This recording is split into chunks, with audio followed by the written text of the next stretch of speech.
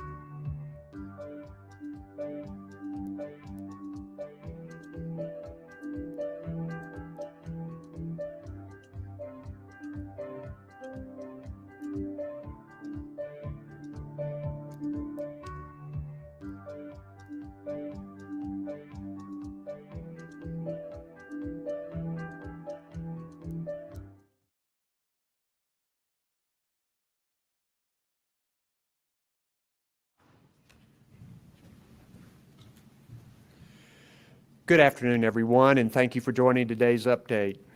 As of today, we have had 879,825 COVID-19 cases, 2,061 new cases reported since yesterday, 1,039 people in the hospital, and sadly, 11,622 people who've died. Our prayers continue to be with those who've lost loved ones or who are fighting this virus.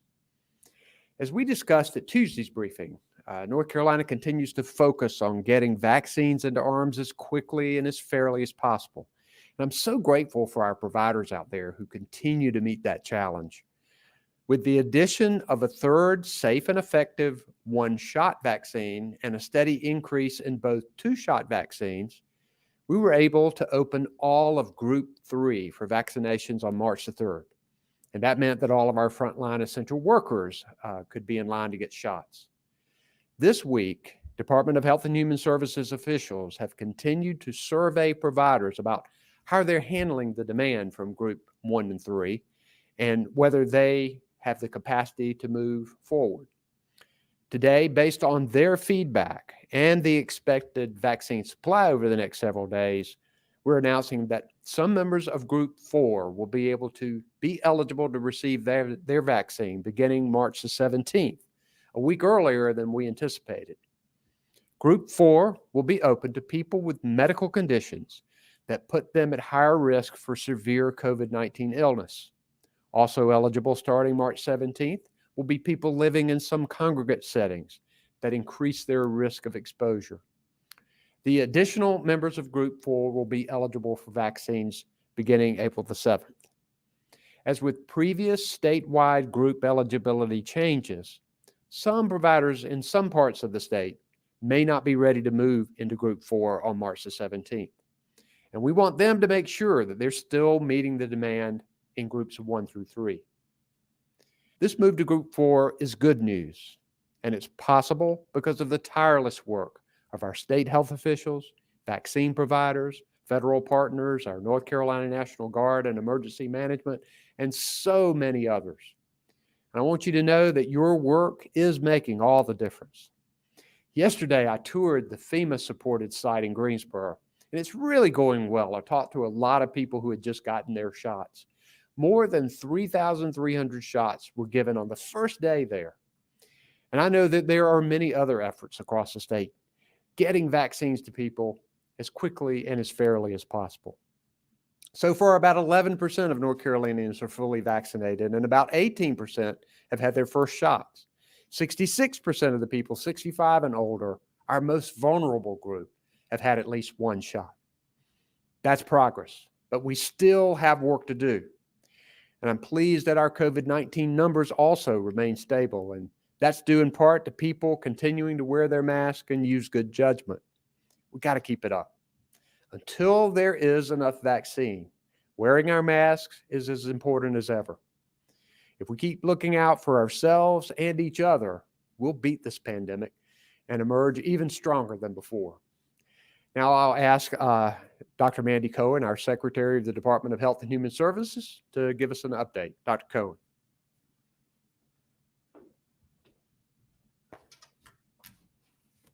Thank you, Governor. Before I talk about who will be eligible to get their vaccine starting on March 17th, I want to make sure our frontline essential workers know who they are and that they are eligible for vaccine right now. To be a frontline essential worker, you need to work in one of 8 essential sectors, and you have to be in person at your place for work. These 8 essential sectors are determined by the federal government. The first sector is critical manufacturing, and it includes people manufacturing products needed for the food supply or manufacturing medical supplies and equipment. Second is education. This is our childcare, K-12 and higher education workforce. Third is essential goods. If you work in a store that sells groceries and medicine, this is you. Fourth is food and agriculture. This includes meat packing, food processing, and farm workers, as well as those working in restaurants. Fifth is government and community service. A lot of folks fall in this sector, including clergy, court workers, reporters, and postal workers. Sixth is healthcare and public health, which includes social workers. Seventh is public safety, and this sector includes our firefighters and police officers. And finally, eighth is transportation, which includes public transit workers, maintenance and repair technician. I've just shared a few examples of each sector. So if you aren't sure if you are a frontline essential worker, please call our help center at 888-675-4567 or use the Find My Group tool on our website, yourspotyourshot.nc.gov. Governor Cooper and I got our vaccines last week as part of this frontline essential worker group, and I want to encourage all of our frontline workers to take their shot. You can call the help center or you can go to our website to find a vaccine location. Okay, now let's look ahead. As the governor shared, beginning on March the 17th, some people in Group 4 will be eligible for vaccination. While supplies are improving, and because Group 4 is very large, we are going to start first only with those who have a medical condition that's put them at higher risk, as well as people who live in certain congregate settings. The rest of Group 4 will be eligible beginning on April the 7th. North Carolina follows the recommendations of the CDC as to who is at higher risk for severe illness from COVID-19. This includes conditions like asthma, cancer, diabetes, heart disease, kidney disease, sickle cell disease, obesity, or smoking. A complete list of high-risk conditions is on our website. Again, yourspot.nc.gov. People experiencing homelessness or living in a homeless shelter and people in correctional facilities who have not already been vaccinated will also be eligible on March the 17th. We are very fortunate to now have 3 tested, safe, and effective COVID-19 vaccines that keep people out of the hospital and prevent death from this virus. With improving supplies, North Carolina can get more people vaccinated sooner and meet our goals to provide equitable access to vaccinations in every community in the state. We're already seeing the benefits of our vaccine effort, and so I'm really pleased to share that the federal government just released new guidance for long-term care visitation. With few exceptions, facilities can now allow responsible indoor visitations for all residents, regardless of vaccination status. Outdoor visits are still best when possible, and facilities visitors and residents still need to maintain COVID-19 infection control measures. Of the many things that have been so difficult this past year, being physically separated from our loved ones has been perhaps the most painful. I'm grateful to all who have worked so hard to protect our most vulnerable residents, and I'm thankful that families and loved ones can be physically reunited. For those who want to learn more about COVID-19 vaccines, I hope you'll join us tonight at 5:30 for our 3rd fireside chat. I'll be talking with Reverend Dr. William Barber and NCAACP State Conference President, Reverend Anthony Spearman. It will stream live on all of our social media channels, and I'll be better about names at 5:30. To slow the spread of COVID-19 and save lives, continue to practice 3 Ws, wear a mask, wait 6 feet apart, and wash your hands until most people have a spot to take their shot. Thank you, Governor. Thanks a lot, Dr. Cohen. Also with us today, Emergency Management Chief of Staff Will Ray, Commissioner of Prisons Todd Ishii, Monica McGee and Lee Williamson are our sign language interpreters, and behind the scenes, Jackie and Jasmine Mativier are our Spanish language interpreters. We'll now take questions from the media. If you can identify yourself and your organization, we would appreciate it. We'll take the first one. Our first question is from Christy O'Connor with WBTV. Hi, Governor. Thanks for taking my question. I was wondering if by opening up the vaccination to more people, if that would improve the efficiency of getting more vaccines into arms, since we sit at about 89% of using the vaccines right now. So we are continuing to work to try to get more supply. We know that I think a lot of providers right now are ready to move to Group 4, but I'll let Dr. Cohen address that.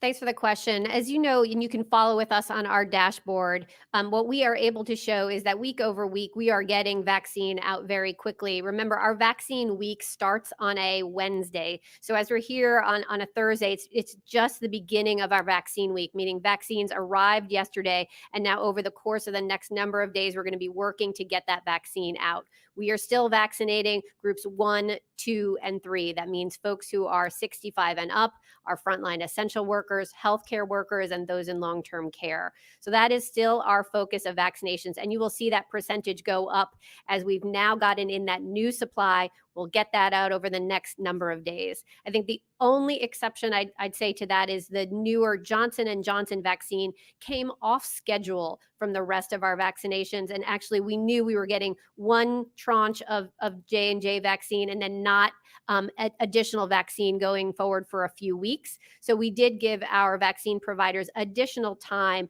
to get that Johnson & Johnson vaccine out the door. But again, you can watch on our dashboard, as you can see, our providers, now that they have a new supply that's come into the state, they'll be working through that over the course of the next number of days. And generally by Monday, Tuesday of next week, we have no first doses of vaccine on our shelves at all. Thank you.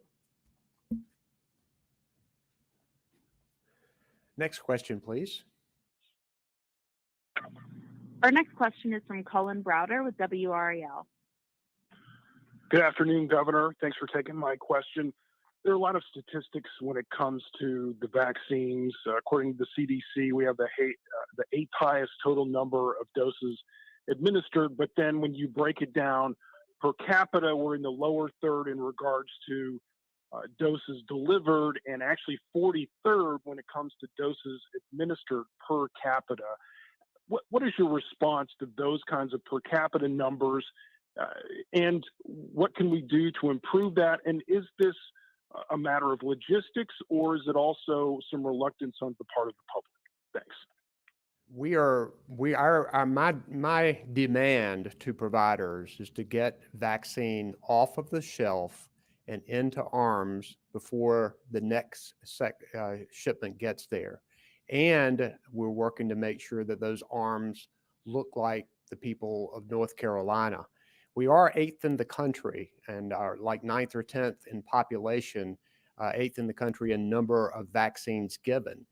And a lot of those COVID-19 statistics on that database shift around, and a lot of them are bunched together. I know a lot of governors have complained about the COVID-19 database from the CDC because of some inaccuracies that are there. But I will let Dr. Cohen address that a little more.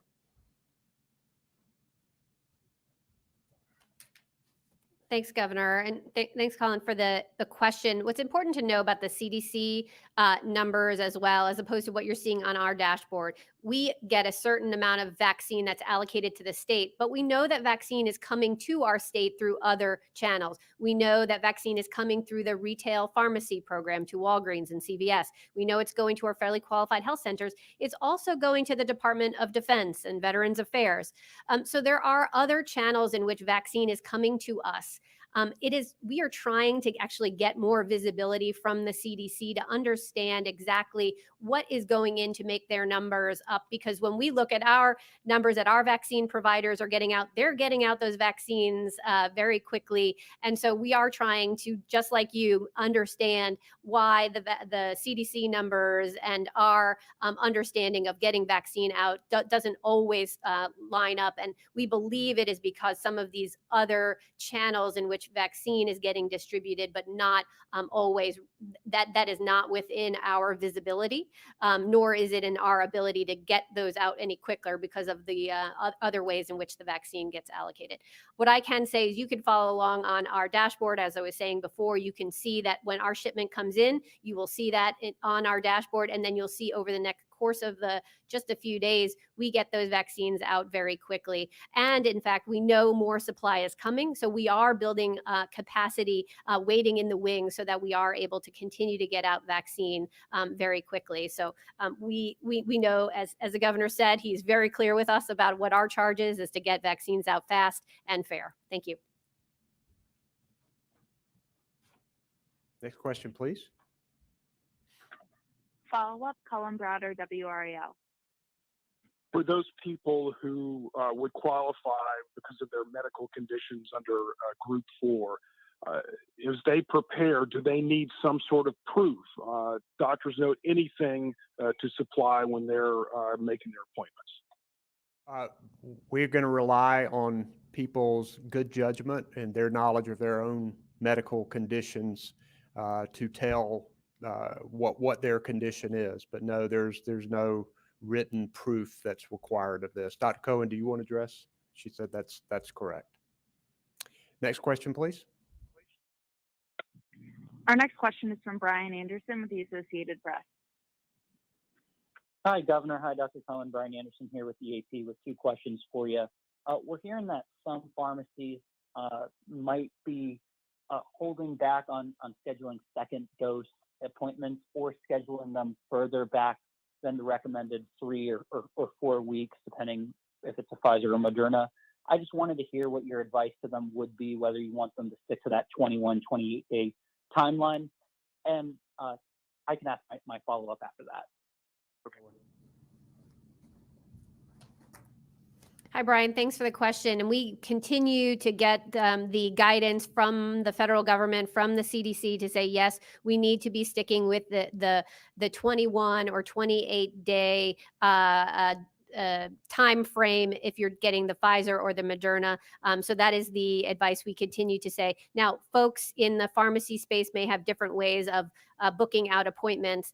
It's okay if you're not exact to the 21 days. There is some leeway in there for a number of days, but we are trying to hold ourselves to as close to we can of the 21 and 28 days as we go forward. And what I would say is across North Carolina, we look at our second doses and getting out. More than 90% of people are coming back and within those 21 or 28 day windows, getting their second doses. So folks are coming back. We know there's work to do for that little bit of folks who we need to make sure come back for that second dose vaccine.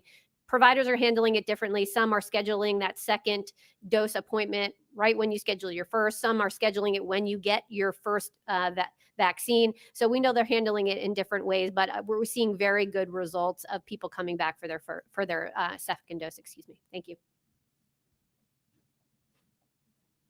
I will say too, Brian, that in our daily COVID calls and my conversations with our vaccine team, I've been very interested and persistent about asking them about follow-up second shots. And that's how we know that we have over 90% return rate on second shots.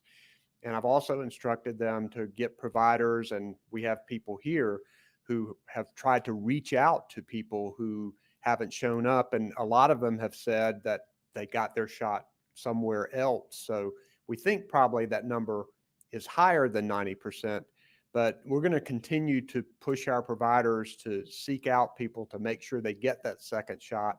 The good thing is that you do have some immunity with the first shot, but the best thing to do is to get that second shot in the allotted time. Next question, please. You had a follow-up, I think. Yes, thanks for that. That was helpful. On the CDC's website, they distinguish between people who are at increased risk and might be at increased risk. And North Carolina is sort of bundling both of them together. I was just looking for an explanation as to why you might feel that someone who is just narrowly overweight but otherwise healthy should be on the same level as someone with severe, substantial issues like cancer.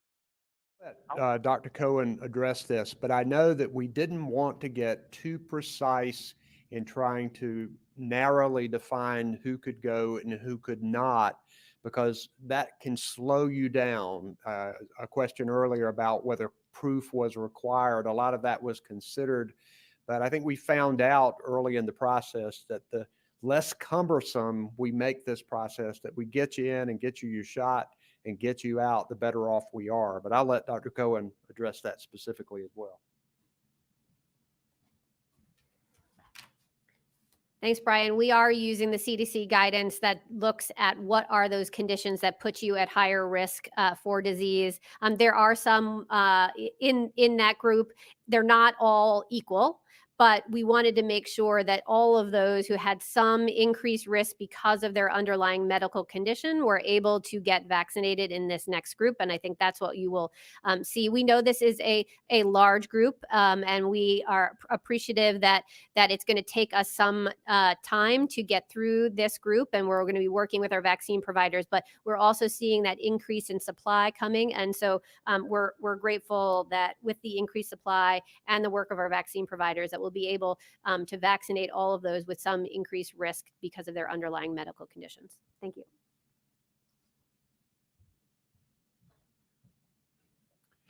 Next question, please.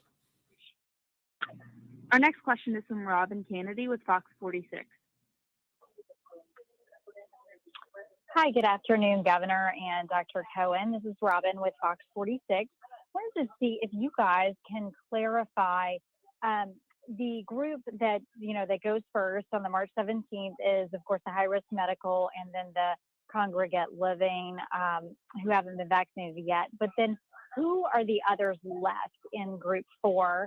And also wanted to ask why the folks with the high-risk medical haven't been higher on the list. Of course, they do have a high risk of contracting COVID-19. Thanks, Robin, for that. So right now we are continuing to vaccinate 65 up, our healthcare workers, long-term care, and our frontline essential workers. The reason we started with those groups is we really tried to look at who is at highest risk for a severe outcome. There are levels of risk in all of this, but who is at the highest risk and who is at the highest level of exposure. So we're really looking at both of those factors. And when you look at both of those factors, it was sort of very clear that we needed to go with healthcare workers, particularly those who work with COVID patients first. And then we went to our long-term care settings because that's where folks are both at the most medically frail and they have exposure. Then we went to our group 65 and up, and we've talked about this before. If you look at our numbers, more than 80% of the deaths in North Carolina have come from those who are over the age of 65. And so it felt that was the right cut point for our state to help us understand risk. That is not a perfect cut of risk. We know that there are some healthy 67-year-olds, and we know that there are some 61-year-olds with a medical condition, which is exactly why we are now moving as we go to group 4 to those with an underlying medical condition that would put them at higher risk for COVID going forward. As far as the two groups in group 4, you are right. We are starting with those who have a medical condition. And then the second group will be those other essential workers. We started with frontline essential workers, and I talked about the 8 categories of frontline essential workers. But we know there's a lot of other essential workers. And so we encourage folks to go to yourspotyourshot.nc.gov. it asks you some questions about your job, your age, and it will help you understand what group you will be in. And you can leave your contact information, and we will let you know when we move forward to your group. Thanks.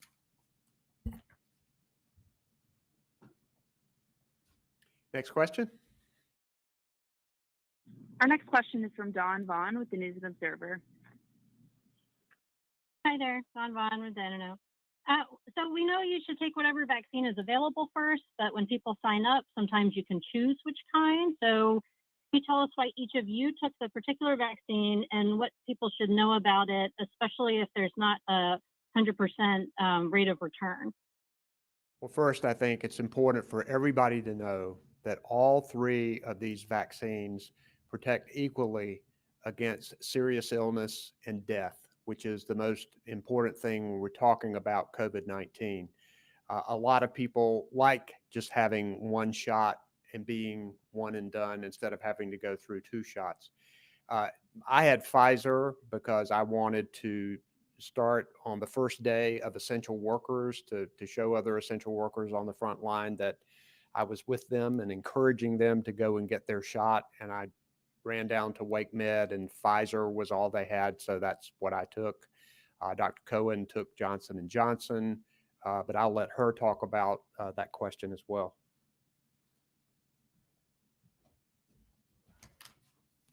Thanks, Governor. And I would encourage anyone to, when it is your spot, to take the first appointment that you can get to get your vaccine. I think these are three safe and effective vaccines. As you can see, Governor took one type of vaccine. I happen to take the one-shot Johnson & Johnson vaccine. And as the governor said, one and done. And there's a lot of reason why that can be very appealing to folks. Again, we still have very limited amounts of Johnson & Johnson vaccines here in the state. We anticipate having more of the one-shot version of the vaccine in the April timeframe. So if you are someone who becomes eligible within the next week, I'd encourage you to get the first vaccine that is available to you so that we can get folks vaccinated as quickly as possible. Thank you.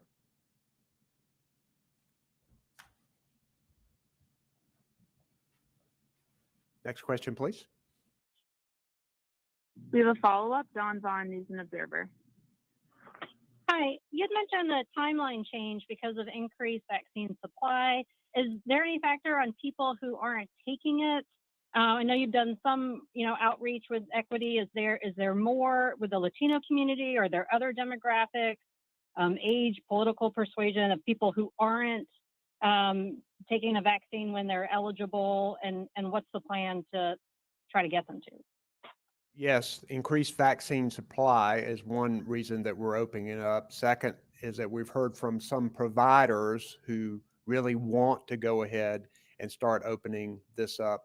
I think pretty much across the state, we still have a lot more demand than we have supply, but we are concerned about some people who are not taking the vaccine. And we know sometime relatively soon, we will need to we'll have more supply and there will be less demand because some people just simply are not going to get it for whatever reason. And we're going to be committed to working hard to shake the trees and make sure that we get in because herd immunity is going to be important, and getting everybody vaccinated will be important as well. And Dr. Cohen, I'm sure, can shed some more light on this. Hi, Dawn. What I think we're finding is really important is to make sure that there are access points for vaccination that are convenient to all communities. And that is a challenge, particularly right now when the demand is so high, vaccine appointments disappear really quickly, particularly as you would think about some of our frontline essential workers. One of the reasons I went through in detail, there are a lot of folks who said, oh, I didn't realize that I was a frontline essential worker. So that's one. So we have work to do to make sure folks know that they are eligible and can get vaccine.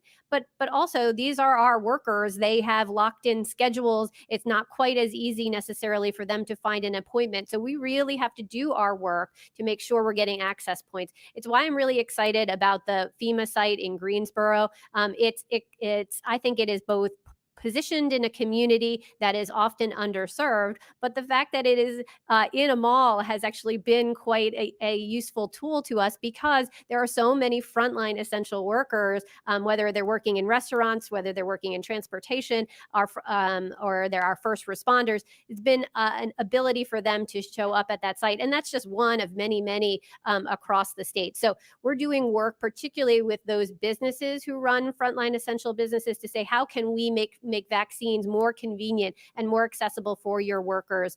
So I think that's the work that is going on behind the scenes. But as the governor said, we still see a lot of demand for vaccine. We know it is hard to get an appointment, and so we're wanting to make sure that we are getting more supply from the federal government. The good news is it's improving. So make sure to know when your group is eligible and sign up for a vaccine appointment. Thank you. Yeah, and another reason that FEMA site is good is that it's open 7 days a week, 12 hours a day. So that really helps our frontline essential workers who, as Dr. Cohen said, many of them are working. It's harder for them to get a shot. You've got all of these appointments for an 8-week period, and we really encourage our frontline essential workers at that FEMA site. But there are other providers who are doing it at other hours of the day, so I think that's important. Next question, please. Our next question is from Sharon Van Zwieten with Spectrum News. Hello, Governor and Dr. Cohen. I'm asking this on behalf of one of my colleagues who's been studying this. Many people are asking about the role of cigarettes as an underlying condition and the CDC's language about cigarettes. It says up to 100 smokes in a lifetime. Can you give us any insight as to how that guidance got there and the requirement and how it would be enforced or verified for many years ago? Hi, Sharon. Just like underlying medical condition, there's no going to be written proof. But what I think it shows is, and the research bears this out, is that even being a smoker for a short period of time in your life can do underlying damage to your lungs. And again, this is a disease that can impact inflammation in your lungs. And so we have seen worse outcomes in those who are smokers. And so even if you're not a current smoker, but are a former smoker, that could have had underlying lung damage for you, and again puts you at increased risk. Again, no need to have proof of that or a medical condition for this. And starting on March 17th, those folks will be eligible for vaccination. Thank you.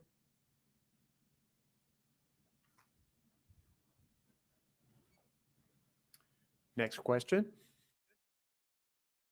We have a follow-up, Sharon Van Zwieten, Spectrum News. A follow-up, Dr. Cohen.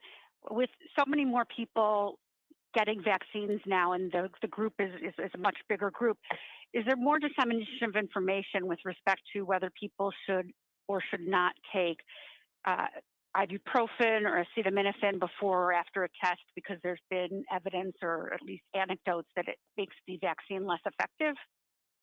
There is no recommendation that you can't take acetaminophen, which is Tylenol, or ibuprofen, often called Advil, after your vaccination, because some people will have a sore arm and feel achy. It is fine to take that afterwards. We do not recommend taking it ahead of time. I think that is not necessary. You want to see how you feel. If you are feeling a little achy or under the weather, it's fine to take some Tylenol, acetaminophen, or some ibuprofen or Advil afterwards, just to deal with those mild symptoms. It did not seem to impact the effectiveness of the vaccine and the immunity you will build.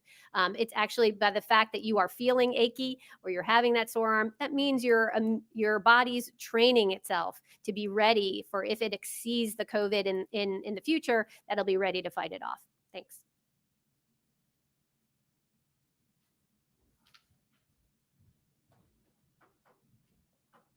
Next question, please. Our final question today will be from Grace Holland with WSMY. Hi, my question's actually already been asked, so if there's anyone else that wants to jump in, thank you. That's all we have time for. Thank you all, and please stay safe, everybody out there, and we'll see you next time.